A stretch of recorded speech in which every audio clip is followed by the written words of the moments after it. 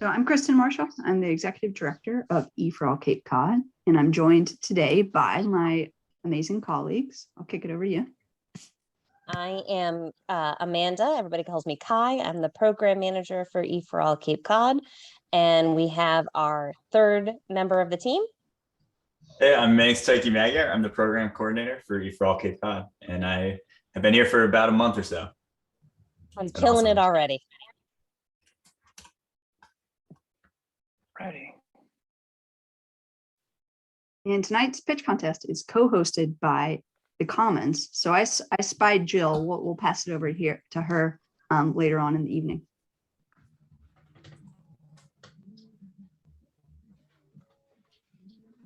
And so for these slides, I'm going to kick it over to Kai. Yeah, so a couple of tips for those of you who have not been using Zoom. And if you haven't been using Zoom for the last 2 years, I'd like to know where you've been because I would like your life. But just some best practices. If you're not speaking, if you can put yourself on mute, that's great because that helps to eliminate some of the background noise.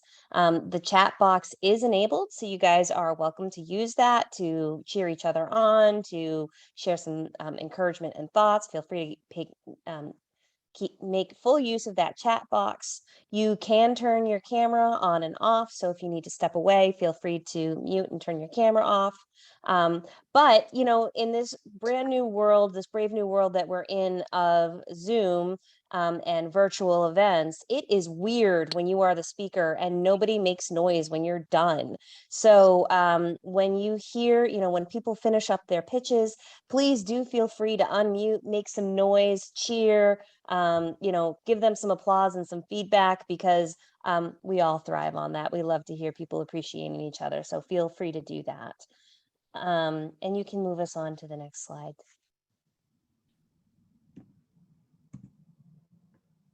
So what exactly is EforAll? What did you sign up to attend tonight?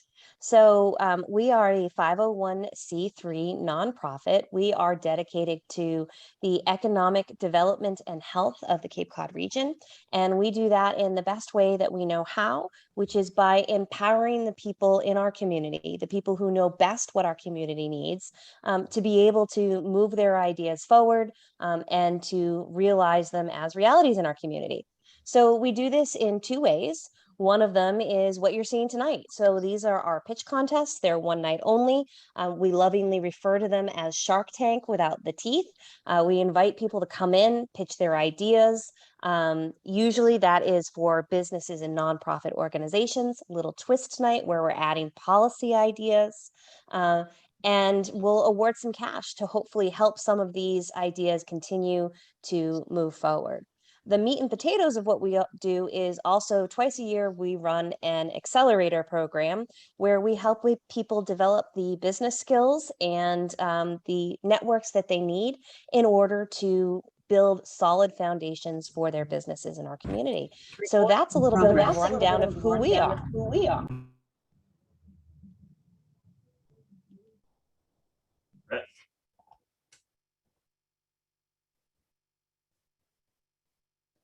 So these numbers actually do reflect EforAll Cape Cod alums. So for those who have come through our accelerator program, our first of which was in the fall of 2018, 75% of those have been owned by women, 25% are BIPOC owned, 25% are owned by immigrants, and 67% of the people who came through our accelerator were previously unemployed. So we're excited to see that the folks that are coming through our accelerator are people that we really feel like we can help add value and empower them to take ownership and to really have the opportunity to contribute to our community in the ways that they want to.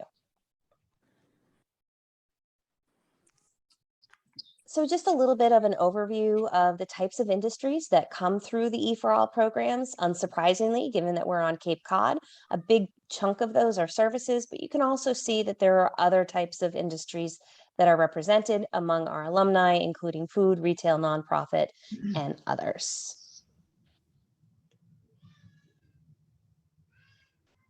And I am going to pass it back to Kristen. Thanks, Kai. And so tonight we want to say thank you to the folks that make EforAll possible. EforAll is completely free to the entrepreneurs who go through our program. So those folks are donors like yourselves and the wonderful organizations that we see on this slide. And next slide, Tyke.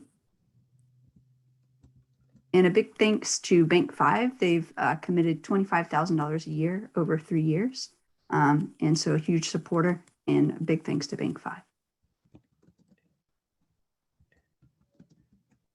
The project sponsor for this evening is the Commonwealth of Massachusetts Executive Office of Housing and Economic Development. The Commons and EforAll went in together for an urban agenda grant that was unlocked by the town of Provincetown. And so those are the folks that are making tonight possible. So a big thanks to this state agency. And why are we here tonight? The purpose tonight is to engage a diversity of voices from the community to create and share business, nonprofit, and policy-related housing solutions for the Provincetown workforce. And what we know is that a lot of times the workforce of P-Town gets kind of pushed out of town and all across the Cape. And so really we're looking for Cape Cod workforce housing solutions.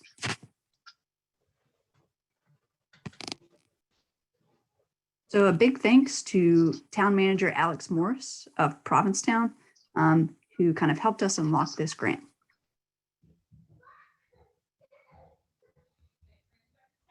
And with this, I'll pass it back to Kai. All right, so what are the rules? Here's what's going on. Tonight, our contestants can pitch an idea for a business, for an organization, or for a policy idea to help with the workforce housing on Cape Cod and in Provincetown in particular. They have 2.5 minutes to pitch their ideas. They'll hear some audio cues from us to give them an idea of how much time they have left. After their pitch, they'll have 60 seconds of Q&A with the judges panel. And tonight, I believe we have actually 6 pitches with an opportunity for a 7th if somebody decides that they want to be brave and go for the wild card spot.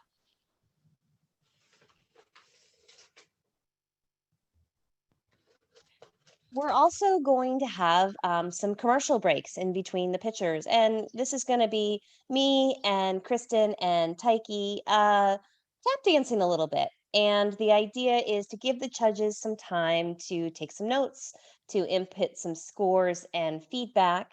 So in between the pitchers, we're going to hear from some of our community partners, including Provincetown Commons, the Housing Assistance Corporation, Cape Cod Young Professionals, and of course, what would the night be unless we also gave ourselves a plug? So we'll throw some of our info in between as well.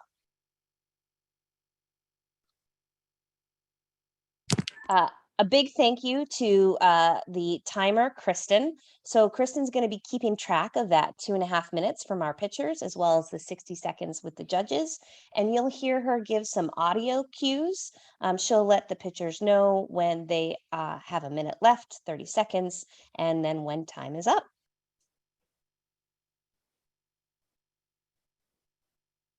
So we have our panel of esteemed judges tonight, which you'll hear a little bit more about them in a minute, but there's also a fan favorite prize up for grabs. So for those of you who are in attendance tonight, you're going to help us determine who you think has an idea that is worthy of getting some money to help get it off the ground. So while the judges are in their deliberations out here in the audience, we're going to vote on some award money as well for the fan favorite prize.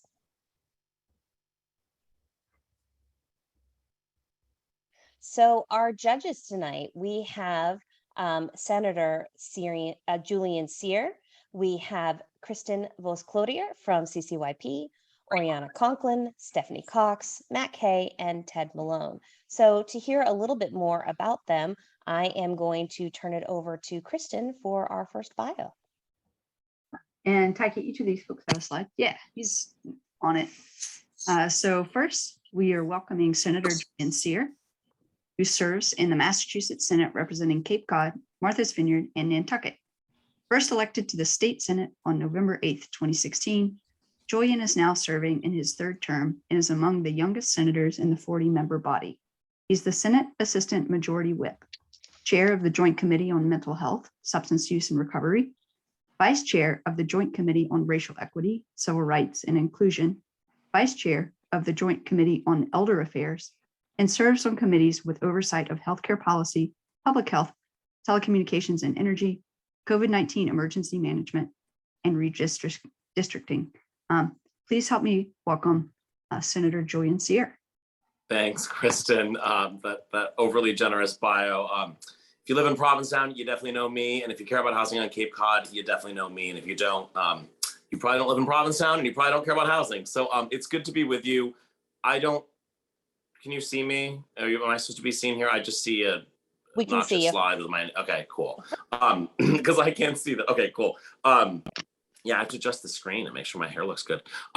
It's really good to be with all of you, and to EforAll for pulling this together, particularly with a focus on the outermost town on Cape Cod is awesome. Made possible. Provincetown Commons. Those of you who have not visited the Commons should check it out. It's absolutely fantastic. CCYP is here, and HACK. Support from the town of Provincetown and town manager Alex Morse. This is the sort of creative thinking and real urgency, frankly, that we need on this issue. So I've been talking about housing on Cape Cod. I figured it out. I've been talking about this stuff actually since 2006 when I was a sophomore in college, and I did an internship at the Fine Arts Work Center here in Provincetown. And my project was to look at the creative economy here and what was happening to it. And at the time I actually wrote an op-ed that was published in the Provincetown Banner that said, are we losing our most valuable asset, human capital? And back then in the sort of early mid-aughts, we had a bit of a housing crisis, was something that, people talked a lot about. As someone who grew up in the restaurant industry for many years, even before the early aughts, restaurants had relied on seasonal workers. And all of those currents have just continued. And so what has been the crisis for the last 20 years, in large part due to the pandemic and the aftermath of the pandemic, and particularly its effect on housing, and also, this sort of late stage capitalism we have in this country, right, where there's this massive accumulation of wealth. It's meant that our real estate market has been put on steroids, and that really we are now at a point where we have an unattainable housing market that people who make 150% of area median income, 180%, 200% of area median income, actually are not able to afford housing without some level of assistance and intervention. And this crisis is so severe and so acute. And look, this has been building for years. And for people who know Provincetown and the Outer Cape, like I do, people have been leaving town for a long time over housing. But now it's really reaching, I really argue, a tipping point. And I really actually fear that, despite Provincetown, which arguably is doing the most of any municipality aside from Nantucket in the region, really in trying to address housing, that this is a crisis and that we're going to really struggle to be a year-round community if we don't radically change what we're doing. That means a significant expansion of housing production by the municipality. That means getting other towns like my hometown of Truro, which has not done the work of Provincetown, which has been had some pretty nasty, not in my backyard tendencies to get serious about housing. And really, this is the key issue. It's tied to wastewater infrastructure. One of the biggest things we've done actually was establish a Cape and Islands Water Protection Fund to provide financing for wastewater. But housing, wastewater, and then of course, the climate crisis. These are our three sort of existential challenges of the region. I think the good news here, right, is that people get it. If you look at the Provincetown town meeting that occurred last month, what was remarkable about it was really the consensus among voters that we have to do something about housing and we have to be bold and big about housing. That's not true of all communities across Cape Cod. And so what I'm hoping for tonight, and the ideas we'll hear about tonight, not only may give some real food for thought and opportunities here in Provincetown, but also may give some inspiration to other municipalities, other towns that we have, in the 15 across Cape Cod, plus Nantucket and Martha's Vineyard, to really meet the moment and do everything we can to address housing. So it's an honor to be here. Thank you for asking me to participate. I wish we could be in person. I assumed we were going to be doing this at the Commons, and I was all excited, and I was going to drink wine with like Orianna and staff and have a good time. But apparently we're not doing that. So we'll just have to go to Max afterwards for a drink. But anyway, it's good to be with you, and it's good to be with this awesome crew of judges, and I'm excited to hear the pitches. Thank you. I like the way you think, though, Senator Cyr. I am all for that. Next time I think we'll be ready for in person, and I like that that idea. Also on our panel of judges, we want to welcome Orianna Conklin. Orianna is a Cape Cod native who was born into the restaurant industry. She serves on Provincetown's Conservation Commission and is the chair of the Charter Compliance Commission. She's honored to be the new owner of Provincetown's East End Market. At its heart, the East End Market is the neighborhood's corner store. Offerings include a little bit of everything from coffee, sandwiches, house-made bagels, organic produce, wine, beer, and spirits, and local products. Please put your hands together and help me welcome Orianna Conklin.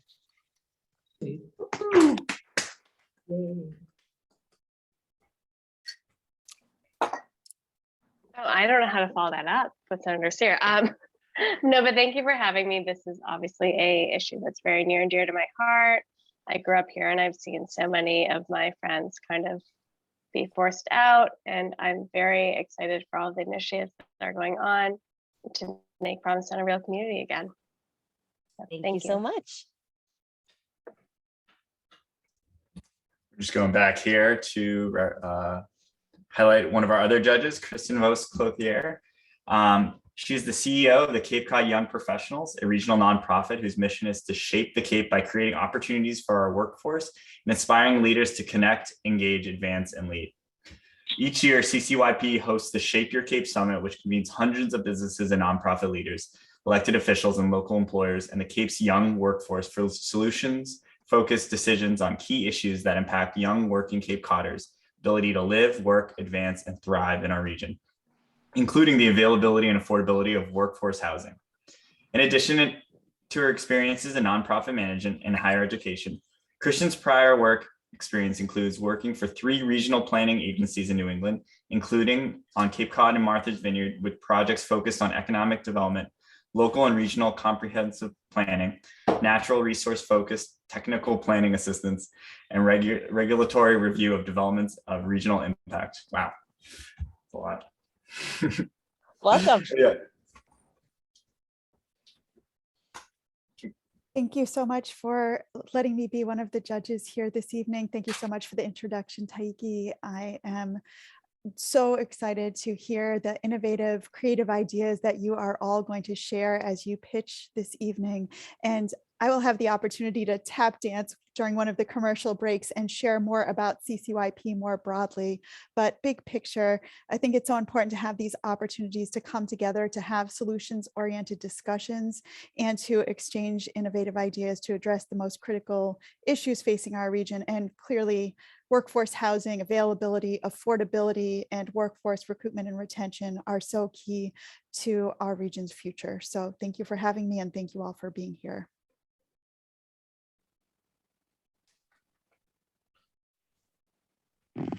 Thank you.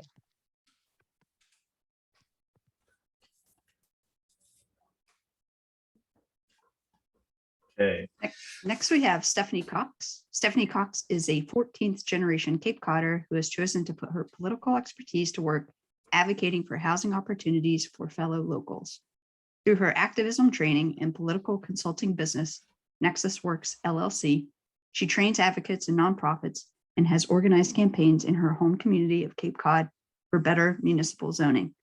During the pandemic, Stephanie served as the executive director of the Regional Housing Network of Massachusetts, where she helped prevent over 75,000 evictions statewide. Stephanie just joined Housing Assistance Corporation as Chief External Affairs Officer, where she oversees government affairs, advocacy, communications, and marketing. Welcome, Stephanie. Thanks so much. Really glad to be here. I'm officially my first week on duty as Chief External Affairs Officer at Housing Assistance Corporation. And I'll just say for those of you who are pitching, as well as those of you who are in the audience, and even my fellow judges, We have probably the biggest barrier to addressing our housing shortage is the NIMBYism factor, not my backyard factor. So in order to overcome that, we really need to come together. So I'll just make a quick plug that you can not only get involved civically, but also share your story, share your housing story at housingtoprotectcapecod.org. And sign a petition, start to get involved locally with what we hope will be the beginning of a real movement, a sea change to help advance a wide variety of ideas to address the housing crisis. Thank you. Thank you, Stephanie.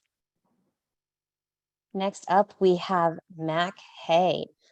Mac's Seafood serves local and sustainably sourced seafood and seasonal fare at several restaurants and seafood markets on Cape Cod.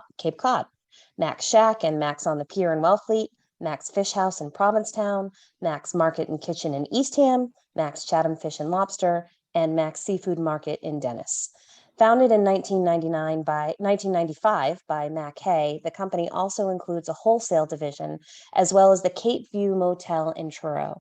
Mac's Seafood is one of the largest employers on the Outer Cape, offering people who work for Mac's the chance to stay here and raise their families. Welcome to Mac Hay. Thank you very much. So much has been said already, and I don't want to repeat it, but I want to thank the group for inviting me to be here tonight, because this is obviously the most important issue that we face as business owners on Cape Cod, and I consider myself obviously one of those.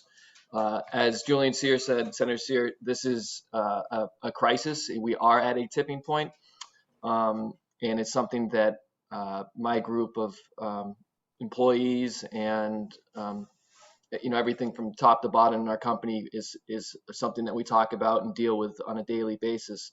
So I can't underscore how important it will be to come to some conclusion or hopefully some forward momentum with this endeavor tonight. And I'm excited to be here, and thank you very much again for having me. Thank you. And our final judge is Ted Malone, who has lived in Provincetown for 30 years and is still classified as a wash ashore somehow. Ted is president of Community Housing Resource Incorporated in Provincetown, a private company he founded in 1996 with a mission to provide affordable housing opportunities for year-round residents of Cape Cod. Upon completion of current permitted projects, Ted and CHR will have created 202 year-round homes, of which approximately 75% are permanently deed restricted for affordability. In addition, Ted and CHR have created 61 art studio workspaces and 10 commercial spaces as well. CHR is the largest provider, public, private, nonprofit, or government entity of affordable housing on the Outer Cape. Ted has been active in the affordable housing field for 42 years. Prior to his work on the Cape, Ted worked for the national nonprofit Neighborhood Works Network, where he provided technical assistance to groups representing every interest in the affordable housing development process. He has served as a full-time executive staff, interim staff, and consultant to startup and established nonprofit organizations. Welcome, Ted.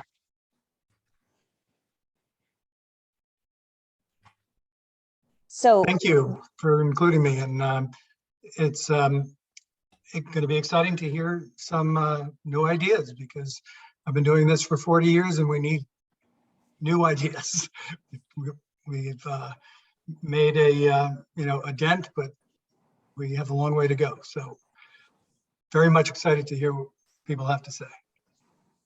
well, and on that note, let us talk about audience participation, right? Because you've heard from us, you've heard from the judges, but next you're going to hear from the people who are bold enough to put their ideas out into the world, to speak them out loud, and to actually try to pitch them in public. So we need some participation from you in the audience. When you see this, when you see this slide, please unmute and cheer and make some noise. Now, when I say cheer and make some noise, you might think that I'm talking about like the little golf claps that I've been doing, or sort of the quiet, sedate tone of voice that I have right now. What I'm really looking for is I'm looking for your neighbors to wonder what's going on at your house because you're making so much noise. So let's start and practice that. So when you see this slide, what's your job? So everybody unmute and make some noise for us.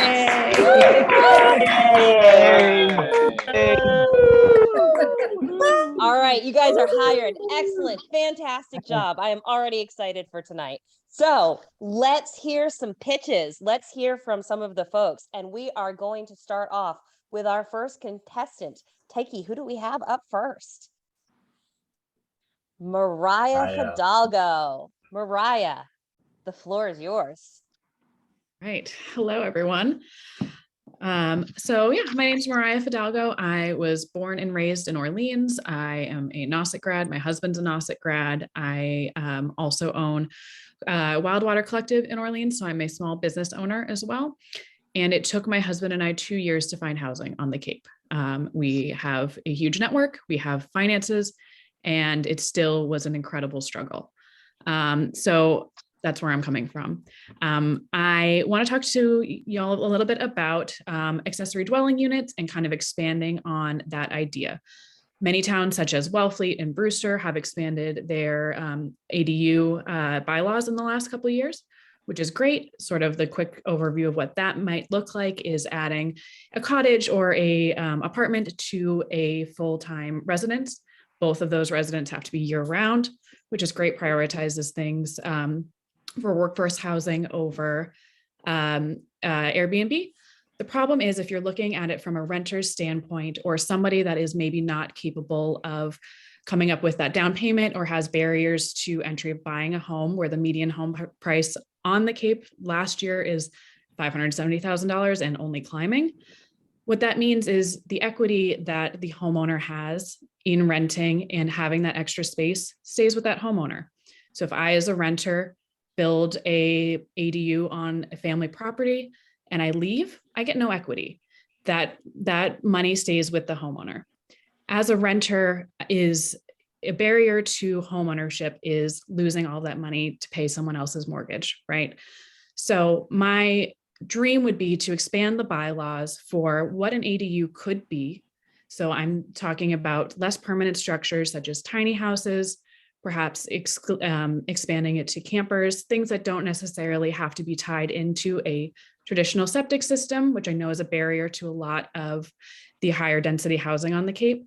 It also looks like towns considering purchasing land that was maybe unbuildable for traditional homes and providing spaces similar to the cottage colonies that have existed 30 on seconds. for years.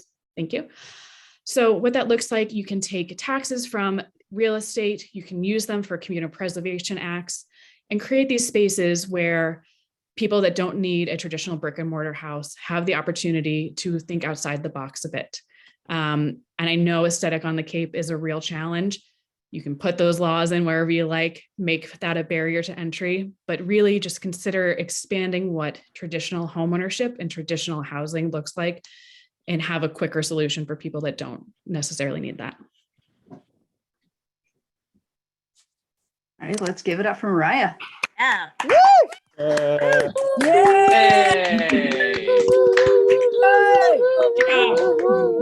right.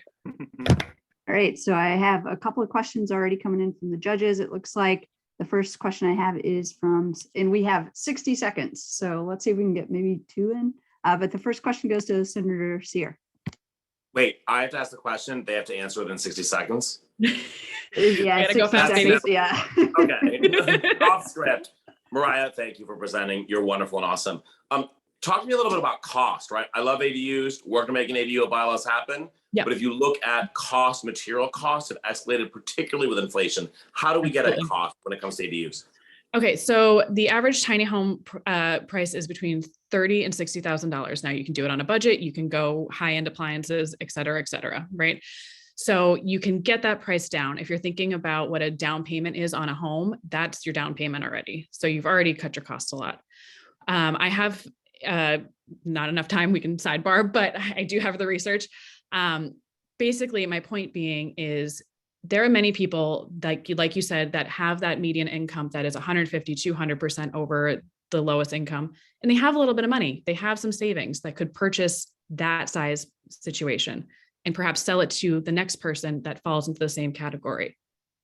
Alternatively, the town can invest in smaller properties as well. Right, and that is our 60 seconds. Sorry, I was really a fast talker, I promise. Thanks so much. All right, Taiki, let's pull it back up. Who's our next contestant? Oh, no, we're going to hear from, I believe, Housing Assistance Corporation. Yes, Kristen?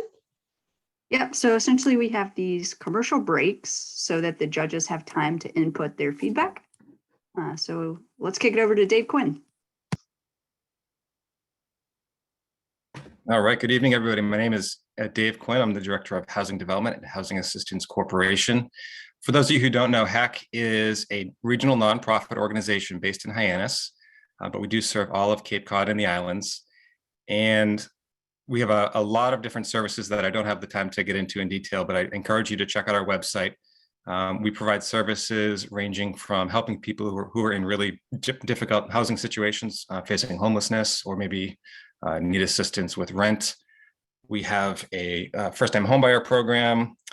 We have a real estate office. I know our Gail Kelleher, our real estate agent, is on this call tonight. And I develop housing. So we kind of run the gamut of all sorts of housing services. But tonight I'm just going to kind of plug two of our programs that are focused around advocacy. You already heard Steph earlier mention the Housing to Protect Cape Cod website. So I would encourage all of you to go check it out at housingtoprotectcapecod.org. You can look up, sign the petition, learn about how you can get involved in your community.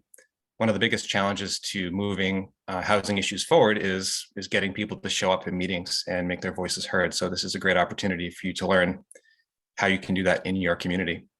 Okay, next slide, please. And then the other new program that we're pitching was just released this week. It's called Grow Smart Cape Cod.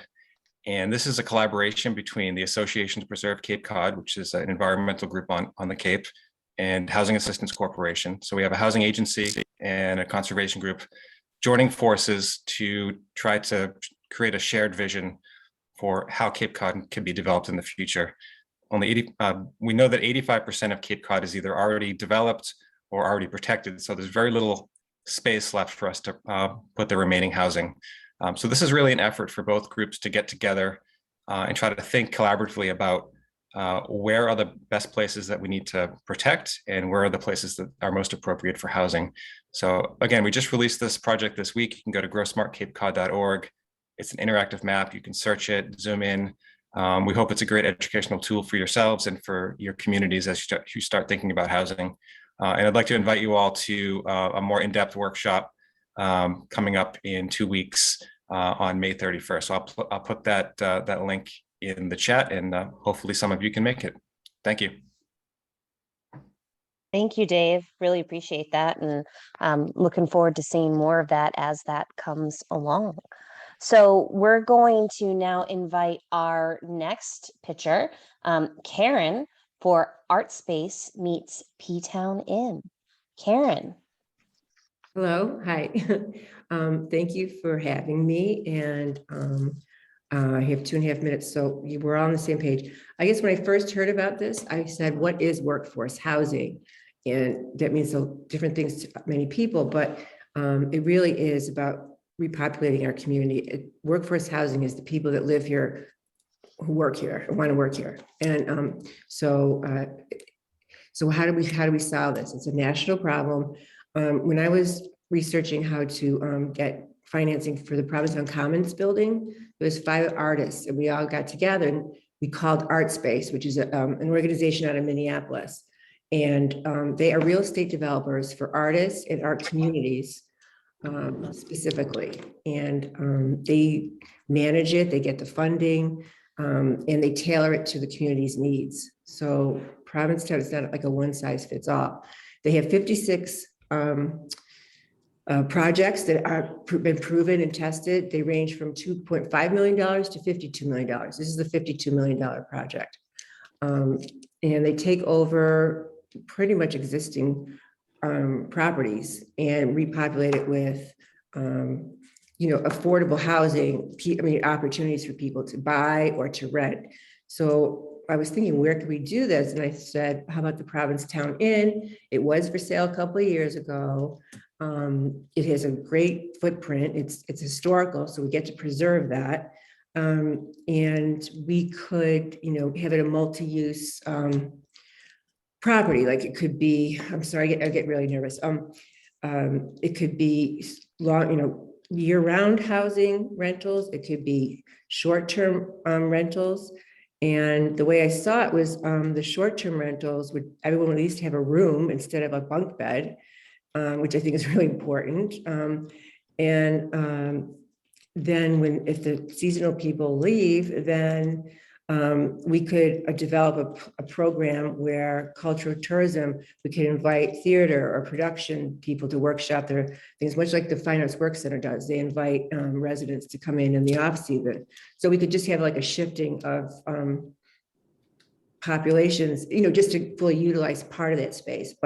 And it has, it just, of course, there's a lot of factors. I mean, as of Sunday, the Evans family still own the Provincetown, and I checked. That art space would have to agree to do the project. But if at the very least, I think we should call art space because they are consultants. And you just apply what they do to other areas in town and other places in town where we see opportunity if Provincetown Inn is not available to develop that. But I mean, you can use it on the property. That's time. You have to do something big. Hey, Excellent. Thank you. Thank you, Karen.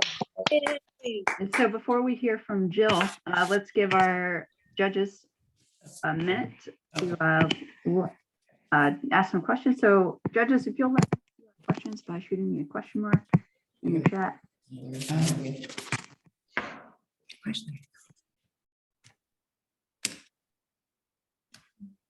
Anybody have any questions out there? I can always ask questions. Karen, love this idea. Provincetown Inn already has flooding issues and is probably going to flood regularly in 15 years and probably be underwater by 30 to 40. How do we address the rising sea level challenge with the Provincetown Inn? Well, that I can't stop the flood from coming, but this is why you would call art space. Maybe that's not the right property, but the concept would work. Another large property, hotel, or a cottage colony that is going through changes, Nappyville, or there's so many other places that are kind of run down. And I know current land owners, can't afford to really refurbish it, but they don't really just want to turn it over for condos. So I think it would, be a way to engage the people who are already here and want to kind of preserve our Provincetown's legacy and history, and keep our community vibrant and sustainable. So, love it. Thanks. Awesome. Let's give it up for Karen. Karen. Hey.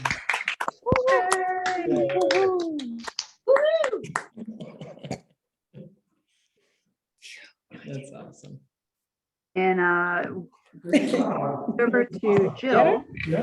So Jill Stoffer, we'll pass it to you to a quick intro of the video that you provided. So this is the commercial break where the judges will be inputting their feedback.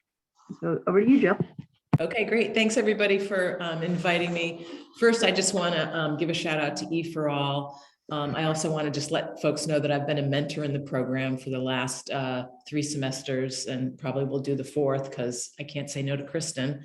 And I love working with her on this Urban Agenda grant. It's been terrific.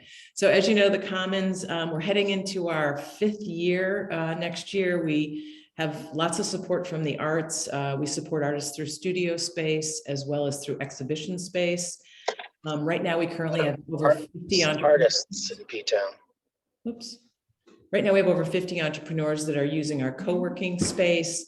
And during the pandemic, we were lucky enough to engage the nonprofit community in a joint fundraiser as well as we've been lucky enough to collaborate with Provincetown art galleries, and we've been instrumental in building an association where over 25 gallerists, people that own small business, are now an organization and they share best practices. So super proud of that.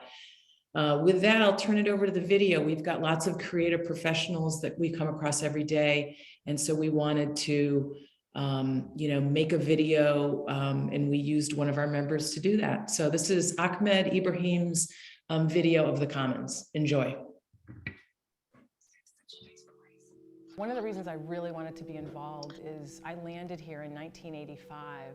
I've been doing after graduating from college with $200 in my pocket. adds a sense of Couldn't really go out to to work. Classes, I actually so I was just be a census taker. really touched.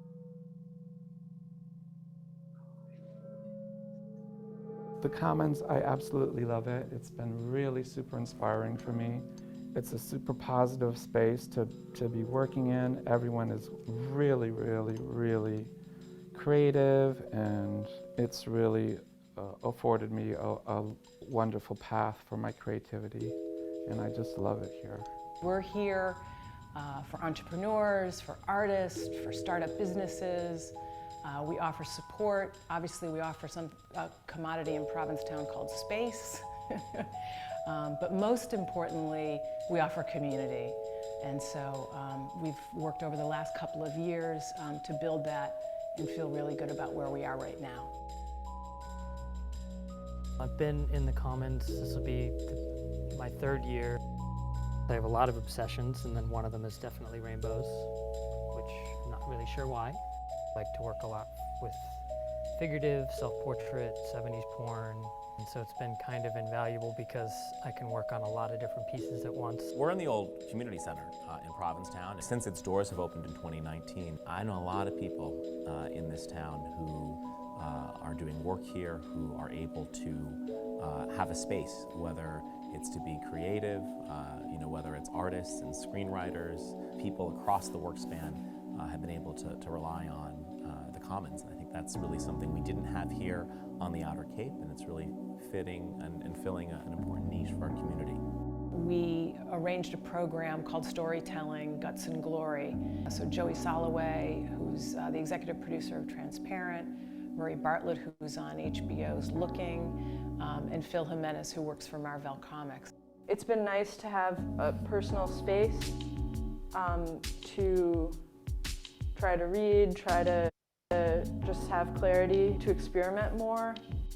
What I like about the Commons is it's a combination of, you've got a lot of painters, a lot of creative people, but then you've got a lot of work people downstairs, and they're very creative in their own way, and there's kind of a fun coalition between the two. I've been doing graphic design for about 6 years now. Started off in New York City.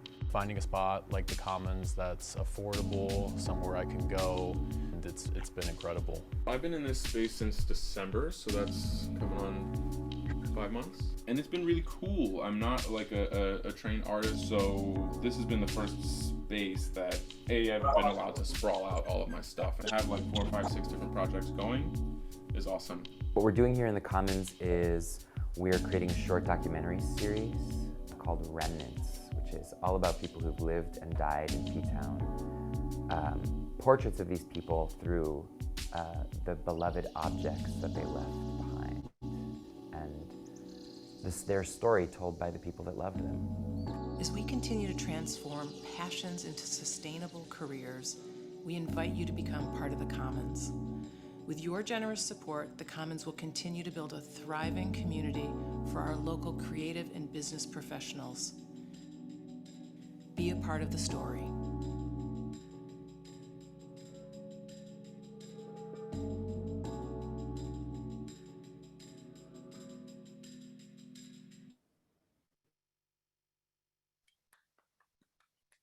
Awesome. Thank you so much. So that was a nice little interlude.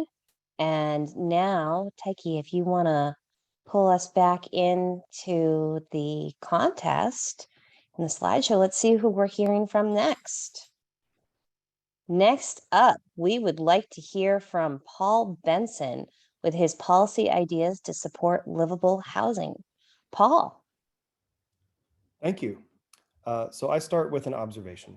Not everyone can live in apartment buildings on town-owned land. Those are very important, but they won't be enough. We need to actively manage the town's historic, privately owned housing inventory. We also need to realize that market forces are not done pushing. Short-term rental rates are through the roof. Remote workers from Metro Boston have just begun to move here. And the third home, fourth home kind of money isn't going away either.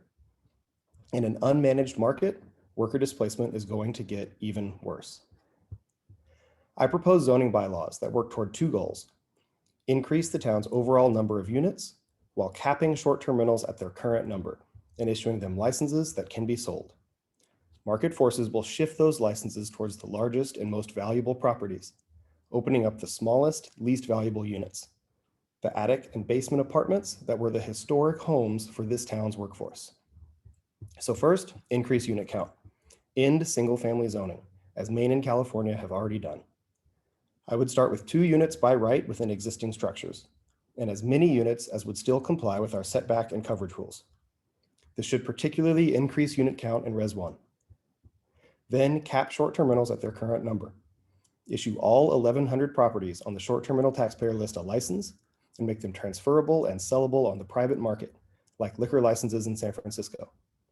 A cap and a price would push short-term rental activity toward the largest and most valuable houses, with the licenses being sold coming from the smallest and least profitable units, the exact attic and basement apartments that used to house our workforce.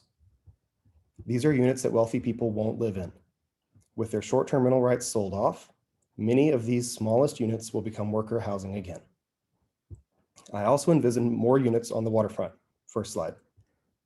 Within 10 years, many residential properties on Commercial Street will need to elevate, which is very expensive. Sweeten the deal by giving 50-foot pier privileges only if owners construct new units on those piers. This is a historic use of our waterfront that can turn climate adaptation into something beautiful and useful. It will also draw remote workers and short-term rentals to the water, which will help relieve pressure on the town's historic core, freeing up units for people to live in. Next slide. These bylaws cost nothing, and I believe they will work. Thank you very much.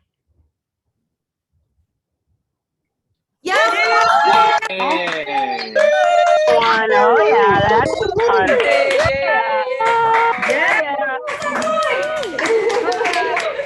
Thank you. Somebody said it. Thank you. Great job. And at this time, I'll set the clock for about 60 seconds, and it looks like Stephanie Cox has a question. So I'll hand it over to you, Steph. Yay for legalizing all forms of housing. Question on the short-term rental piece. You mentioned that capping the number of permits would drive the more low-end properties to want to sell. Are you imagining that it would be just sort of a private market for selling it, where the price would be determined based on demand, and you're going to have a homeowner who's going to say it's going to make, the money that you would make over the summer over the next 5 years is less than what you would make if you sold it to someone who's just got, a really pricey mansion? Just trying to understand that piece a little bit more. Yeah, no, you've got it. I think, imagine Del Mar coming around knocking because they've got a contract on a big house out on Thistlemore or Bayberry, and this is what it's worth for them to buy your short-term rental permit. And the people who have been renting, some of the very first units to go into short-term rental were these marginal apartments that used to be worker housing, attics, backyard condos, basements. Those would be the ones that when you look at the numbers, yeah, here, go ahead, Del Mar, 80,000, that'll do. And they can put that down on their mortgage. They can lower what they actually have to pay on that mortgage, and then they can afford to rent year-round or seasonally, in addition to the fact that they will have sold off their right for this other use. The cap is important, and increasing unit count is important too, because you don't want displacement. You just want lots more units, and you want short-term rental to migrate away from the smallest units that workers need. And that's time. Thanks, Paul. Give it up for Paul. Yeah. Yeah, Yay, Yay, Paul, good job. You're the man. Good job. Yeah, so can I ask, sorry, this story on Conklin, I learned of the judges and online, I'm not seeing which one is Paul's to put in the judgment. It's a policy ideas. Policy ideas. Okay, thank you. Yeah. Yep. So while the judges are making some notes, I'm just going to tell you real quick about a couple of things that we have coming up.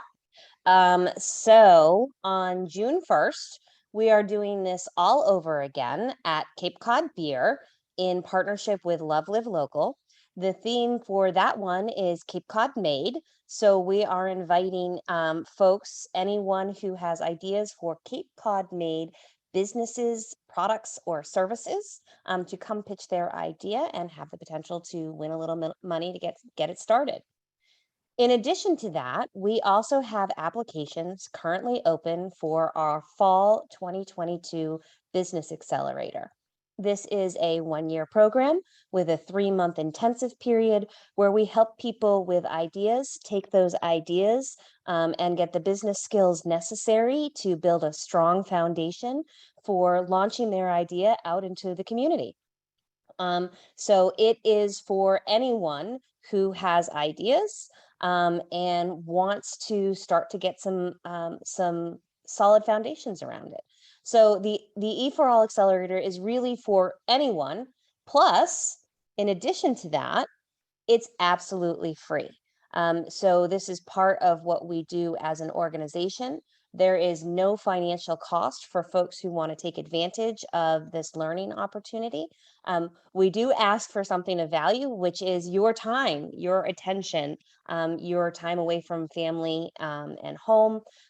So it is free for all of the people who have the passion and the will and the bandwidth to take it on. So hope to see some of you folks continue moving these ideas forward through our accelerator. Applications are open online through August 10th. You're welcome to fill out applications online, or you can simply contact me if you want to get a little bit more information. Just pick my brain, ask some questions. You can find me at amanda@eforall.org. And I am more than happy to answer any questions folks might have and give them some insights, some tips and tricks. So that's my little plug. And with that, we're going to move on and ask another person to come forward and share their ideas. So Cindy, can you please tell us about the Cape Cod Housing Pledge? Good evening. Hi, I was born at Cape Cod Hospital and educated through the Barnstable school system, and this issue is very important to me. We all are aware of the housing problems on Cape Cod, trying to build more housing while facing issues with permitting and funding, NIMBY, wastewater density, environmental concerns, and open space preservation. The problem, first-time home buyers, as well as Cape Codders who'd like to purchase, downsize, or upsize, are competing with second and third home buyers, buying vacation homes that sit empty 9 months of the year, cash no inspection, no contingency deals, and competing with investors buying houses for short-term rentals.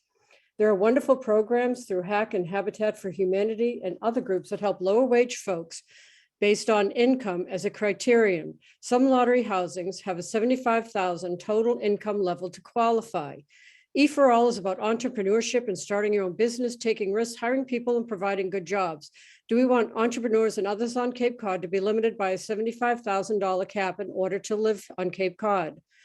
What we do have is existing houses, existing buyers, and existing and future home sellers. My plan could be implemented quickly and is one part of the solution.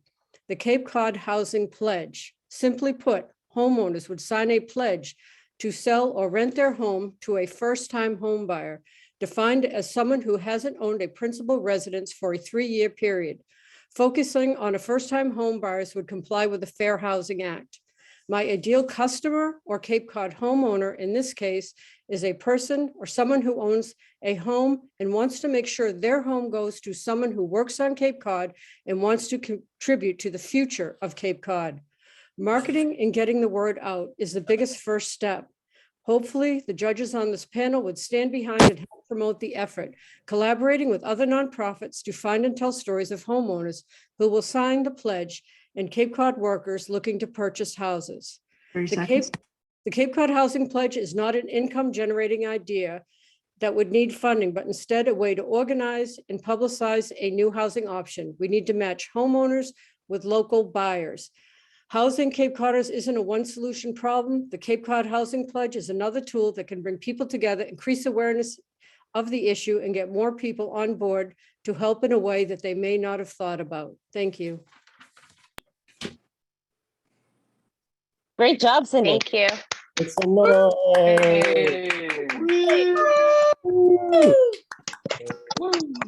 So I'd invite the judges if you have a question, shoot me a question mark.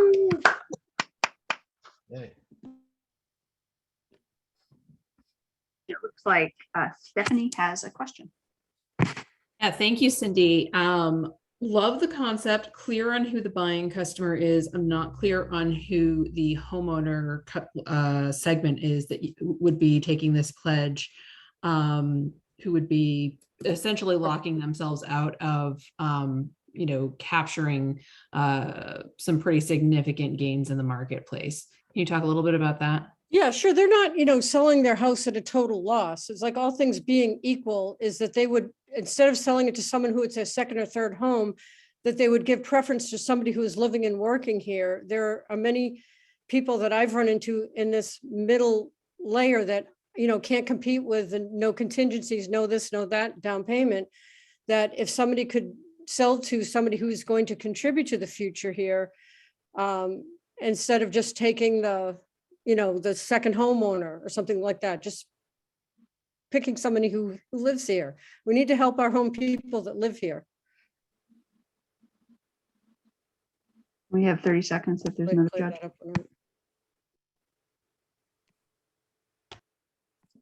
I can ask a question, Kristen, if you want. Okay. Yeah. Is Cindy, good to see you. Is the how is the pledge binding, right? Is there some deed restriction or some sort of pledge there, or how do we make this stick? That's kind of like the beauty of this. It's kind of like formulated off of the giving pledge of the billionaires that did the Buffett and that to give a portion of their fortune away. My thing is that there's so many good people on the Cape Cod that have lived here that have 20 or 40 years worth of equity in their house that want to see what they loved about Cape Cod carried on through another family. And that it is a morally binding pledge.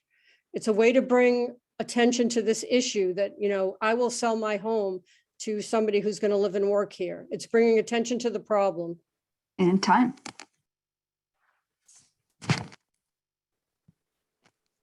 Nice, Cindy. Thank you. One more round. Thank you. Thank you. Yeah, all right.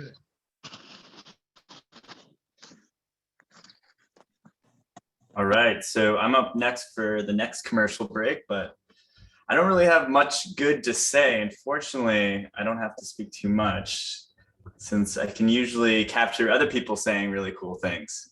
So I've been, as my job as a program coordinator, I've been capturing a lot of stories from other past EforAll participants. And so they have the opportunity to kind of speak about how great the program was and how much it helped them. And I don't even have to force them to say a lot, which is great. So this is one of the participants from fall of 2021, Glass Over Tea Kettle, which they make a bunch of cool stained glass art. We'll just play the video here.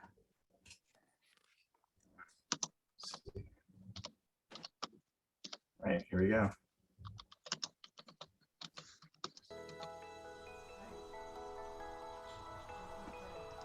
We've been doing stained glass as a hobby for a few years. And in early 2021, after giving out gifts to a lot of people, we started getting requests. Yeah. And people wanted to pay money for our art. So we're like, we should start a business. Yeah. So we started Glass Over Tea Kettle, and we, within 24 hours, had a waiting list for our art. So we were like, oh, what do we do? And someone at the first festival we ever did recommended EforAll to us. EforAll was totally a savior. I mean, we would be still artists, but as a hobby, most likely. But the EforAll program has really taught us how to make it a sustainable business, like the long term. So we're still growing, but it's because of EforAll that we have a long-term plan. We have met so many people on Cape Cod because of it. There's so many people willing to help in this EforAll family. And I mean, so many aspects of our business have improved because of who we've met through EforAll. The networking is incredible. And you have to learn the business side of it to make art a sustainable practice. So, you know, it's awesome to be an artist, and it's an incredible thing to be able to like spread joy through something you enjoy doing. But learning the actual business side of it and EforAll helping with that, it's instrumental in being able to keep it sustainable. We are Glass Over Tea Kettle. And we create hand-cut, modern stained glass with a twist. And we are EforAll alums.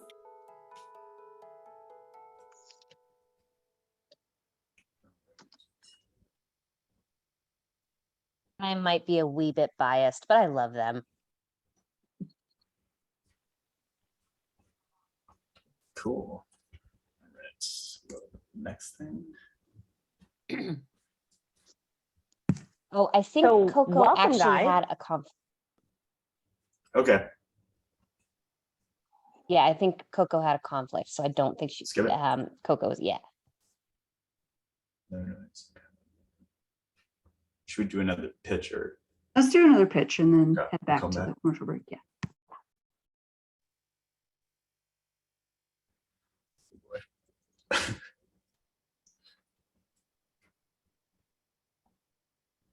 All right, Chris George, you are up.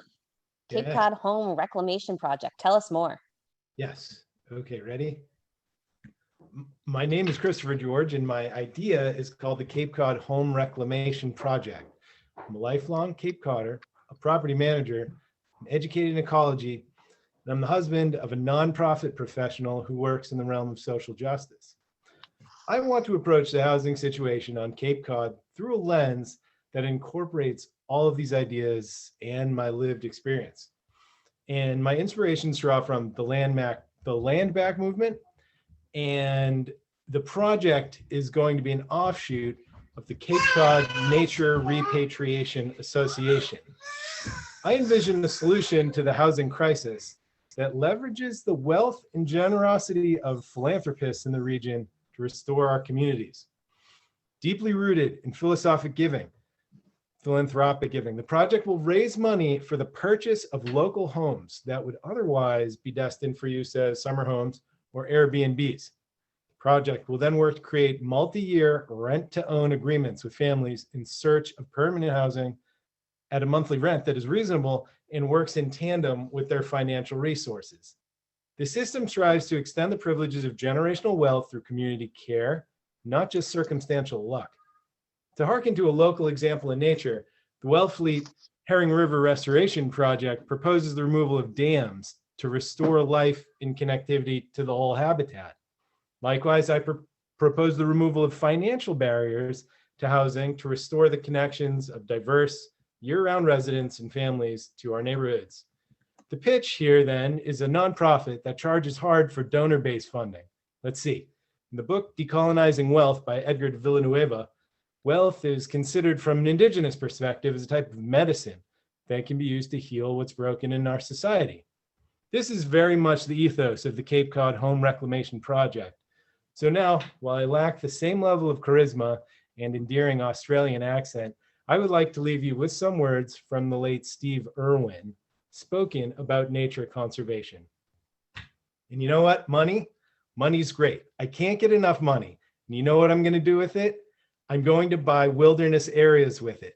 Every single cent I get goes into conservation. And I don't give a rip whose money it is. I'm going to use it to buy land. The Cape Cod Home Reclamation Project will bring this same passion and boldness to conserving and transforming family homes on Cape Cod. How much time do I have? I think you nailed it. Nice. Okay, great. That was the pitch. Home reclamation. All right. Yeah. Woo. All right. So if the judges have questions, shoot me a question in the chat. like Stephanie has a question. Really appreciate the perspective that this is coming from. And just digging in a little bit into the numbers, right now, I believe the median sales price is Cape-wide hovering, or at least like in the lower Cape, it's like closer to 700,000 or higher. So if you're buying a single home at that price, I'm just wondering, how are you going to structure that? Are you thinking that you would get, one donor to buy that, or, a host of donors? I mean, those are just really significant numbers in order to help one family. So I'm just trying to understand kind of the math here. Well, it is a host of donors, as many as we can get. And given that money, I think you've hit on two things. One's an Easter egg. It doesn't have to be homes per se, any kind of dwelling. We would use a boat if possible. And they can live in the galley space, if it's a feasible home to live in. But the idea is to change the pie chart of the available resources. So the amount of money would match the home that would be able to be purchased. And we'd have to get up to that level with donor funding. So there's a big fundraising component. And that's time. Excellent. Thank you so much. And with that, let's give the judges a couple of minutes to make some notes, and let's invite Kristen to tell us a little bit more. Sure. So as I mentioned at the beginning, I'm Kristen Clothier. I'm the CEO of Cape Cod Young Professionals. And Taiki, if you could click through to the next slide, that'd be great. And click maybe one more time. So CCYP's mission, for those of you who aren't as familiar with the organization, is to shape the Cape by creating opportunities for our workforce and aspiring leaders to connect, engage, advance, and lead. We do this in a number of different ways, and I'll just share a few of those with you now during this commercial break. And then I would encourage you to go to our website, explore it, engage in some of our events and programs, and get connected. It's a great organization for connecting with the broad Cape-wide community across all sectors, geographies, and it really brings people together. So our work includes enriching the Cape community through annual events such as the Back to Business Bash and Community Breakfast. We convene the Cape's workforce and up and coming leaders and current leaders through our Shape Your Cape Summit. And actually, Taiki, if you want to just sort of click through this slide, I'll then just highlight big picture and just have some visuals to show you because I can't click on my end. So we offer year-round networking events, including Connect events. Most recently, we partnered with the American Culinary Federation of Cape Cod and the Islands and the Family Table Collaborative for a Kitchen Connect event that brought together chefs and culinary students from across the Cape for a big networking event and culinary extravaganza. We had a big event at the Pelham House Resort. So we have multiple monthly connecting networking events. We have icebreakers at those events. We work really hard to get everyone to engage, meet new people, bring new people into those settings. And so I hope you'll participate in some of those throughout the year. They're free to CCYP members and very low cost to not yet members. We also are still offering some virtual programming. We have virtual coffee connects, including one tomorrow morning at 8 o'clock if you'd like to sign up through our website, where we always have a nonprofit partner who shares a bit about their experience, their mission, their organization's priorities. And then we have virtual networking icebreakers 1 hour in the morning to make new connections across the Cape. We host a number of large-scale events throughout the year, and many of you may have participated in them before. If you haven't, I would encourage you to seek them out. They include the community breakfast each fall, our Shape Your Cape Summit, which just took place in April, and I mentioned that in my initial introduction. I would encourage you, it brings together 200 leaders, up and coming leaders from across our region to talk about the issues of critical relevance to the Cape's young workforce and up and coming leaders. And so join us, housing, childcare, every issue that's critical to the future of our region is discussed at the Shape Your Cape Summit. This year's theme was leadership, collaboration, and innovation. And there were a number of innovative ideas shared, and we're working on bringing the momentum from the summit forward into some implementable action steps coming out of a number of the discussions on various topics at the summit. We also this year launched a Cape Women's Leadership Initiative, and we hope to have that be something we offer each winter, bringing in a new cohort of 30 women up and coming leaders for virtual programming, in-person programming, mentoring, and our capstone was part of a collaboration with the Cape Cod Women's Association and SCORE Cape Cod in the Islands last week, where we brought together 250 women from across the Cape for the Cape Cod Women's Business Summit. It was the first ever summit. It was extraordinary. I know some of you who are in the audience were there. I hope all of you will be there next year. We hope to have it be an annual event. Another piece that's really important to this particular group, especially since there are a lot of EforAll alumni in the audience, we have a number of small business resilience focused programs that we've launched, including providing training and support for those who already have established their small businesses and want continued support in terms of access to financial resources, access to continuing professional advancement and training opportunities.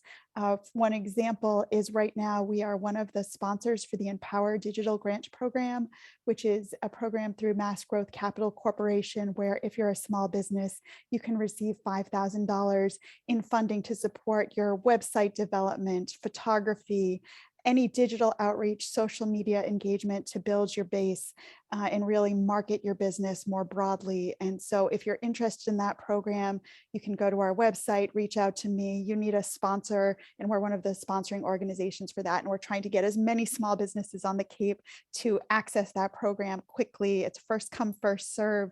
There are lots of resources out there, and we hope we can be a resource to many of you as you move forward with your businesses once they're established. And finally, I'll just mention, save the date for September 22nd. The Back to Business Bash is back. It's one of the biggest events on Cape Cod. It brings together more than 900 people from across the region, businesses, nonprofits, people from all across all sectors to the airport for a big networking evening. So I hope you'll all be there. Save the date. And don't plan any other events on that date either, because we want you all there. Great. Thank you so much for this opportunity to share with you this evening. Thank you, Kristen. Appreciate that rundown, that overview of everything that's going on with CCYP this season. And I think we can skip this for right now, Taiki. Let's see if we've got some more pitches to do. Annie, tell us more about Home at the End of the World, please. Oh, hello, can you hear me? Yes, ma'am. Okay. My name's Annie Gauger. I was a P-Town year-rounder from 1987 into almost 1993. And I finally got pushed out because over 60% of my...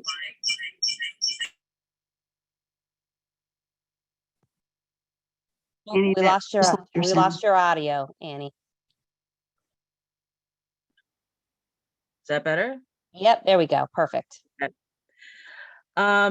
I grieved for years. I still kind of grieve, but good things happened. So anyway, I always come back, but it's a near and dear thing to my heart that I got pushed out, but the town's disappearing and the culture is disappearing, and there's nobody to pour coffee on Sunday that's any fun at all because nobody can stay over anymore. Our culture is disappearing. It's being replaced by those who can afford a McMansion or something, or a second or third home, but I'm preaching to the choir. Okay, so what I came up with is I wrote a paper, and then it turned into, well, I got to go back and find out more about this and more about that. So a paper is useless. So what I came up with is that what really needs to happen is we need to take back some of the land that is owned by the town, to come up with some housing to put on that land. And the kind of housing that we need is housing that is not going to completely destroy the land, take up too much water, that also is energy efficient. We'll use something like solar, reusable energy. Use things like have cisterns on it. Like I have cisterns now to water all my plants and flowers. And then it also needs to be deed restricted in perpetuity, so that perhaps the amount arises maybe 5 or 10%, 3%, so that when somebody goes to sell this property in 30 years, 40 years, whatever it might be, it goes back to somebody who needs it, not somebody with a trust fund or a whole bunch of money who could buy 5 of these properties and then flip them and sell them. You know, I can't touch property in Provincetown. And then, seconds. Okay, and then what we need is a prefab. We need prefab houses. I've come up with about a list of 5, 6 different prefab houses that work in the Northeast that you could put there, and then you would build them offsite, bring them on, and then put them on property, build them together, and make them so that they worked amongst each other. And then you could build them in a little setting so that you could have community gardens in the middle. And I've got like highlighted here. Here's a property that is owned by the town. It's huge. Look at that. It's over there by Thistlemore. This is owned by the town. This And that is time. Yeah. Thank you, Annie. That is time. All right, excellent. Annie. Great. Thank you, Annie. Okay. Fantastic. Make some noise. Excellent. Yay! Yay! Yay! Awesome. Thank you. All right. So let's give the judges a couple minutes to make some notes. And Kristen, why don't you tell us a little bit about what's going on? And then for those who are asking, after that, we will open it up for some wild cards for anyone who's brave enough to pitch on the spot. Even before that, we'll give Annie 60 seconds for questions. So if any of the judges, if any of the judges have questions, Mark.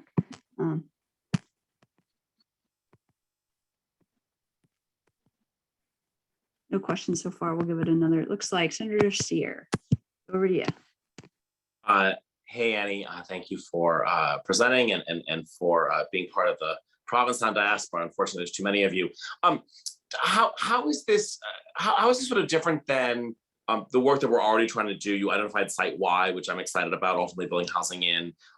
What makes this sort of different from some of the good work that the town's doing already to build housing on town-owned land? Is it that we just need to do, like, we need to consider more of it, or we need to consider land that's sort of off limits traditionally? Tell us more about that. Well, I guess it's because I was exploring what we could do, and then I would go and find that, oh, well, this has already been done. I'm actually amazed by what has already been done. But what I came to find was that housing is just wicked expensive. And why? Why couldn't we have prefabs? Why couldn't we have things that were built so easily? And then I started to study prefab housings that were built after World War II, when there was such a housing crunch at that time, and a housing crisis previously. So I got to looking into different prefabs that are being built now that are used for energy, that conserve energy, or use about a third of what usually is used, use about a third of energy and a third of water by, like, using what kind of plumbing, also use solar. And that is time. Okay. Sorry, Annie. Sorry. All right, nice job. Well done. Well done. Woo! Love it. Hey. Hi, I think we went over this commercial break. So I think we can go through it. It was the pitch contest. All right. So then at this point, I think we're going to invite the judges panel to break off and do their deliberation. And here in the audience, we are going to find out a little bit more about our wild cards, and our wild cards will be eligible for the fan favorite, prize. So let's start with Todd Ellis. I saw you first. So do you want to take 2.5 minutes and tell the audience a little bit about what what you were inspired to And before this, Kai, I think for the judges, because we opened the breakout room prior, you'll actually have to go find the breakout room at the bottom of your screen. It may be under more, or there may be a breakout room menu, and you would join. So I'm going to see if that kind of works for folks. Looks like Stephanie got in. We're totally going to go. I mean, everybody understand. Quinn, so maybe it could be a 3-dot menu at the bottom. It could be maybe a couple of squares.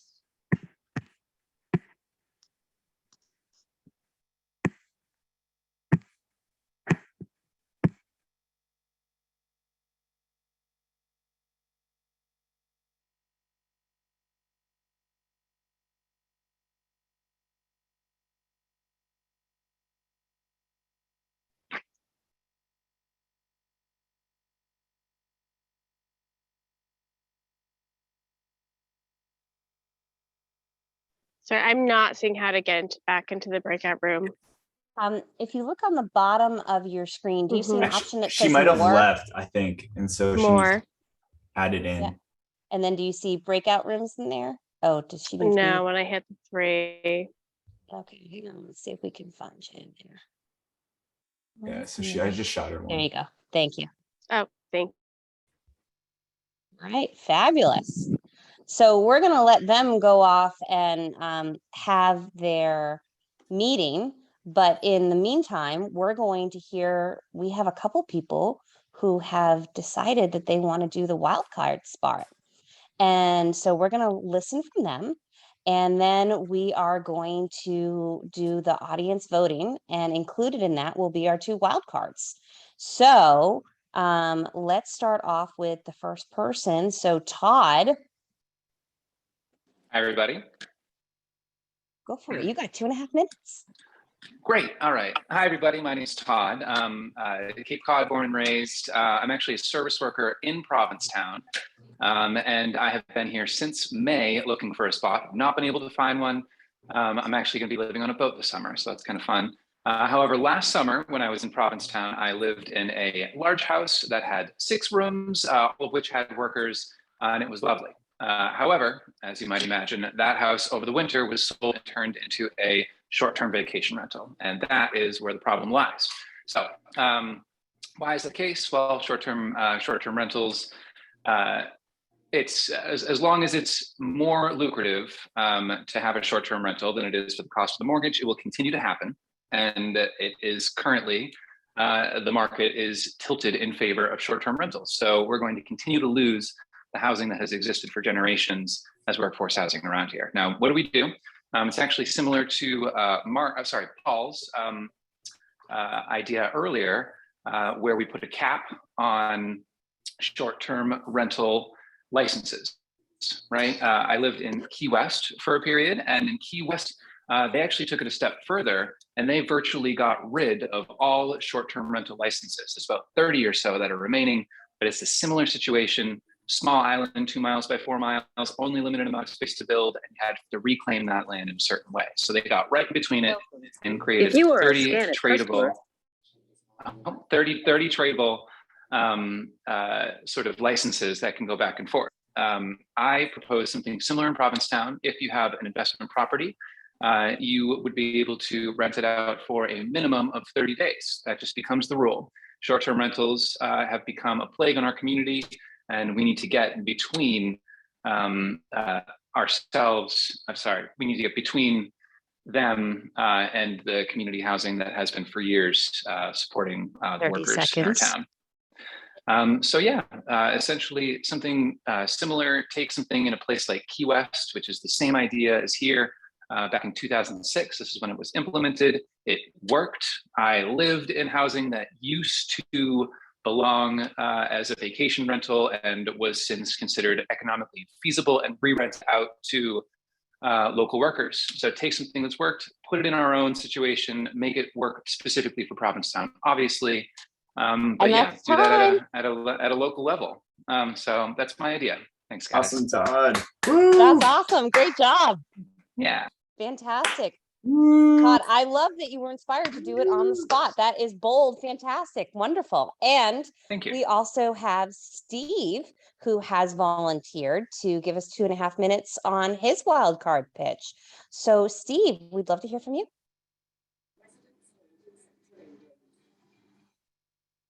Oh boy, I think I might have lost you. I think I might have pushed the wrong button. Oh, this is terrible. Are you with? Here I am. Okay. Yep, I got you. You're good. Thank you. My name is Steve Beatty. I've lived on Cape Cod since 1957, although I wasn't born here. I was born all the way up in New Bedford. I've owned my home in Brewster since 2005, which I was able to buy because my parents bought it in 1972. And now my home is under agreement and I'm going to be moving to Florida because of my profession. I'm a professional photographer and videographer. I was the photographer for the Cape Cod Chamber of Commerce annual dinner for 12 years. I've got a really deep background. Anyway, I'm going to make more than a couple of $100,000 in equity on my house. So where I'm going is what I want to talk about. I'm going to be going to the same park that my mother's mobile home is in Florida. And I'll be able to purchase this mobile home for about $20,000. And my monthly rent will be $650 a month, plus utilities, blah, blah, blah. Okay. So that's affordable housing. It's on a 900 square foot lot. Now, every town has got community housing space available, and they ought to completely make these into 900-foot square lot affordable housing parcels so that people could have 1 and 2 bedroom and 3 bedroom mobile homes that are actually affordable. I see these lotteries for affordable housing that are still $1,250 a month for a 1 bedroom. It's not affordable housing. We've got to cut our zoning so that we can have 900-foot lots with houses that are very nice 30 and seconds. lined up one after the other. And that's my pitch. All right. Thank you. Appreciate it. All right, guys. Awesome. Hey. All right. So now we have an opportunity to vote for fan favorite. So we're going to launch a poll here. We have everybody who pitched. We also have 1 spot for wild card. So you can vote for the wild card, either vote for either of the wild cards. We'll do a tiebreaker if the wild card wins on the poll. So Tyke, if you want to launch that poll for us, you have about 60 seconds to get in and I think we need to have Kristen do it because let's see if I can do it. Don't. Let's see. Can you guys see it? Oh, yeah. Oh, yeah. All right, there we go. So go ahead. You got a little time. I'm watching the numbers move as people are voting fast and furious for the fan favorite. I'm just going to give this a little time. Votes are still coming in. Excellent. All right. It's like watching my own private horse race here. I can see the little results going back and forth, back and forth. Awesome. All right. Almost everybody's participated. We still got a couple more votes we're waiting for. All right. There.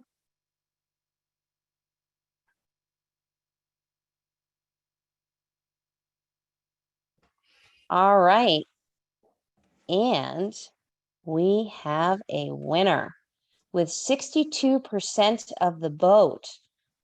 The fan favorite winner is Paul Benson, Policy Ideas to Support Livable Housing. Yay!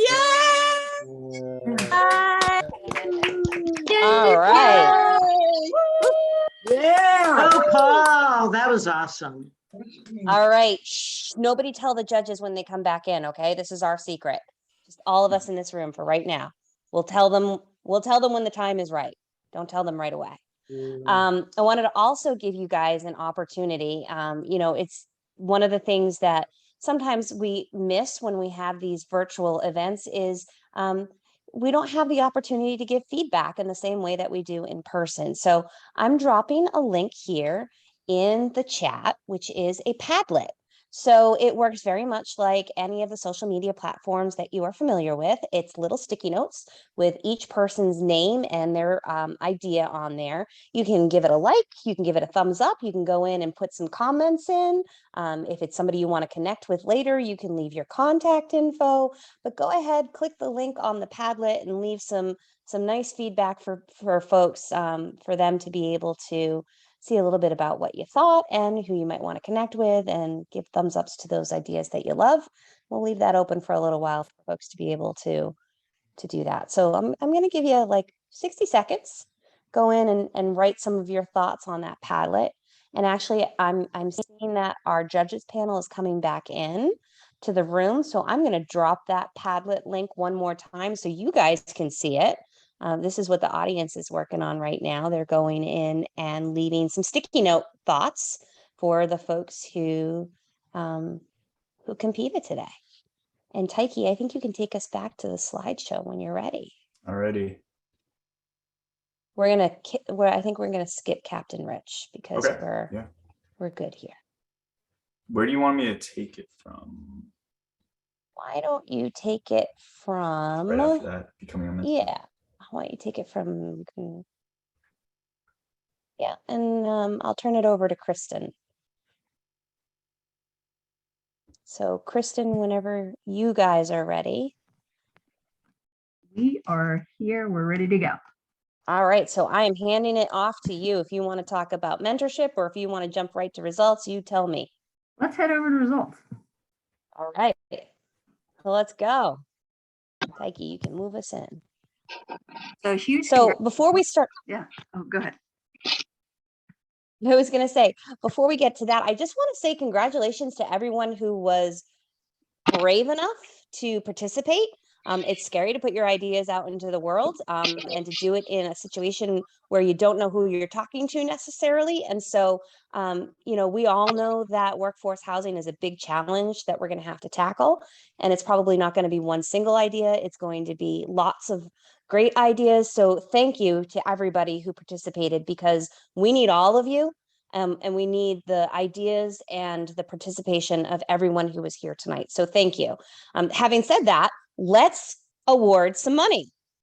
So our audience, we have a secret that we're keeping from the judges, which is that we've already decided who is going to win the fan favorite. And the audience overwhelmingly voted for Paul Benson and his policy ideas. So congratulations, Paul. You're going to be awarded $500 to help move that idea forward. It's not a secret anymore. Go, Paul. Congratulations. So Kristen, what did the judges decide? And so I'll hand it over to Stephanie Cox, who will do our third place winner. Okay, so coming in third place without any drum roll or anything, I'll just go straight into it. It's Mariah Fadalgo.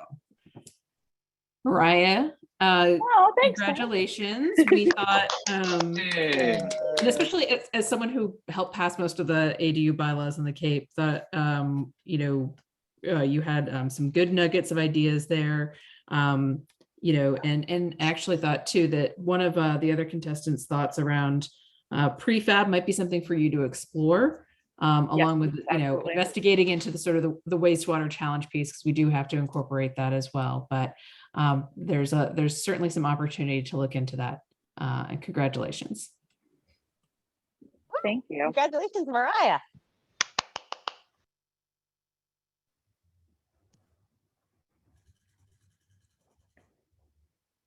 All right, and so the next up is the Judge's Choice second place. Kristen is going to award that prize. So first, thank you all for presenting your ideas. The judges behind the scene were so impressed and so grateful that you were all willing to bring forward innovations for workforce housing. So thank you for sharing. The second place winner is Cindy Cotton with her Cape Cod Housing Pledge. The idea of bringing attention to the issue by using this as a way to engage the wider regional community in housing issues and really highlighting the ways that homeowners could be matched, could be really thinking about those first-time home buyers and preserving the characteristics that they love so much here in our region through pledging to pass that on to the next generation of our workforce up and comers. So excellent, Cindy. Thank you so much for sharing your idea. And congratulations on your prize. Congratulations, Yay. Cindy. Thank you so much. And our first place prize, wow, $1,000. Our first place prize goes to Policy Ideas to Support Livable Housing by Paul Benson, also fan favorite. So Paul, you've got a chunk of resources to address, to execute and further this idea. I think we really liked your focus on density, the focus on zoning reform. I think your WARF proposal was interesting. You're gonna have to figure out a number of Chapter 91 issues in that. And actually, I think a lot of what you sort of talk about actually intersects with what can the sort of town do on its own versus what needs to receive approval. What needs to approval from the state, from the legislature. So I guess fitting that I'm announcing this for you, but we really, I think unanimously really felt that this was the strongest proposal and really hope that these resources serve you well as you advance them. So congratulations. Thank you. Oh. Thank you. Make some noise. Well, thank you all for participating. Yay, Paul! Hey, Paul! Legalized housing. Woohoo! And so with that, we do want to thank you all so much for joining. And we do want to also mention that Paul, or essentially the Provincetown town manager, has agreed to meet with the first place winner of tonight if it is a policy idea, which indeed it was. So we'll be connecting Paul with the P-Town with Alex and the town manager of P-Town. So with that, thank you so much for spending your time with us. Thank you to the judges. Thank you for having the bravery to get up and do a housing solution. So with that, we'll say goodbye and thank you so much. Kristen, let's just leave we're going to leave the Zoom room open for just a minute. Thanks. So anybody who wants to connect with each other, you can drop your information into the chat. So if anybody wants to do that, you feel free to do that. We're just going to stop recording so anybody can connect who wants to. Could y'all put the 7